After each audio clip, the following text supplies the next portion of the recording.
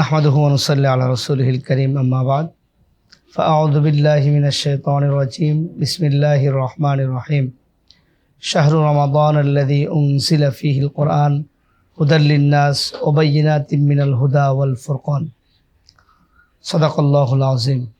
সম্মানিত সুধী, আমরা যেখান থেকেই দেখছি আমাদের সামনে আল্লাহ রাব্বুল আলামিন মুসলিমদের জন্য যে কিছু সুযোগ আল্লাহ তাআলা বছরে দেন, তার মধ্যে রমজান আমাদের কাছে খুবই নিকট।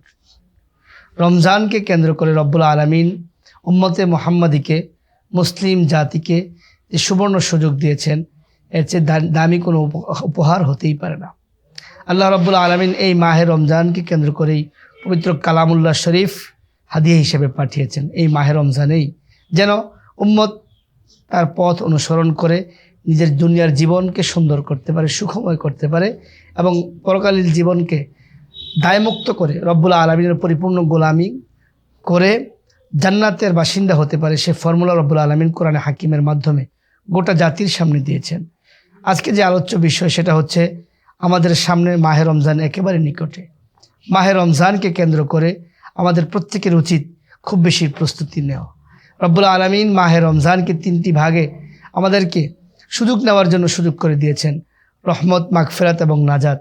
এই রহমতের বাড়িধারায় যে উপর থেকে আসমান থেকে বর্ষিত হয়, আমরা যদি সেই বাড়িধারার নিচে থাকতে চাই এবং রহমতের বাড়িধারা নিতে চাই, তাহলে অবশ্যই আমাদেরকে প্রস্তুতি গ্রহণ করতে হবে। এমনি এমনি কোনো কিছু কেউ পেয়ে যায় না।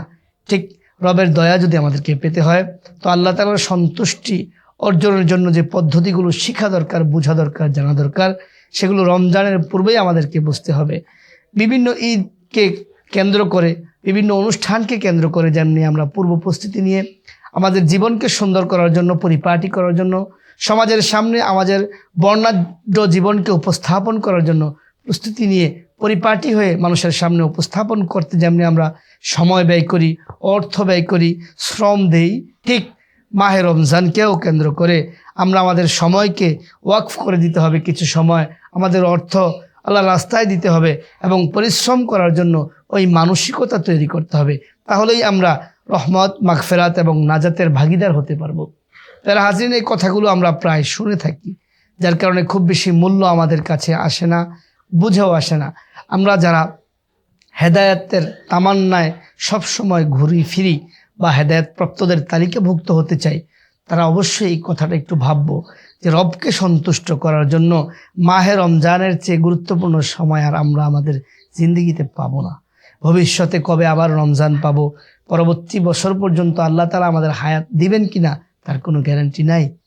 তাই একেবারে খুব বেশি কথা না বলে আপনাদেরকে এতটুকুই বোঝাতে চাই, মাহে রমজানকে কেন্দ্র করে আমরা আমাদের জীবনের প্রতিটি অধ্যায় থেকে অব্যাহতি নিয়ে, সময় কমিয়ে আমরা যদি সামনের দিকে অগ্রসর হতে চাই, দুনিয়ার জীবনকেও সুন্দর করতে চাই, তাহলেও আল্লাহ তাআলা যেহেতু বলছেন যে এই কোরআনকে রমজান মাসে উম্মতে মুহাম্মাদিকে দেওয়া হয়েছে, এজন্য তারা যেন হেদায়েতের পথে আসে, রবকে চিনে এবং এই রমজান মাসে যে আমলের প্র্যাকটিক্যাল আত্মশুদ্ধির যে সময় সূচনা শুরু করবে, সেটা দিয়ে বাকি মাসগুলো সে চলতে থাকবে।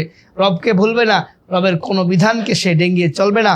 জীবনের যতগুলো অধ্যায় বাকি সময়ের সামনে আসবে, এই ঢালাইয়ের পর, এই তাকওয়া অর্জনের পর সে মুত্তাকি বান্দা রবের কাছে পৌঁছবে। এভাবে এজন্য আল্লাহ রাব্বুল আলামিন আমাদের সকলকে যদি তৌফিক দেন, হায়াত নসিব করেন, মাহে রমজানকে আমরা ওভাবেই কাজে লাগাতে হবে এবং রব্বুল আলামিন যেন মাহে রমজানকে কেন্দ্র করে আমাদের জিন্দেগির সকল গুনাহ মাফ করিয়ে নেওয়ার একটা প্রস্তুতি এবং আমল করার মানসিকতা তৈরি করে দেন।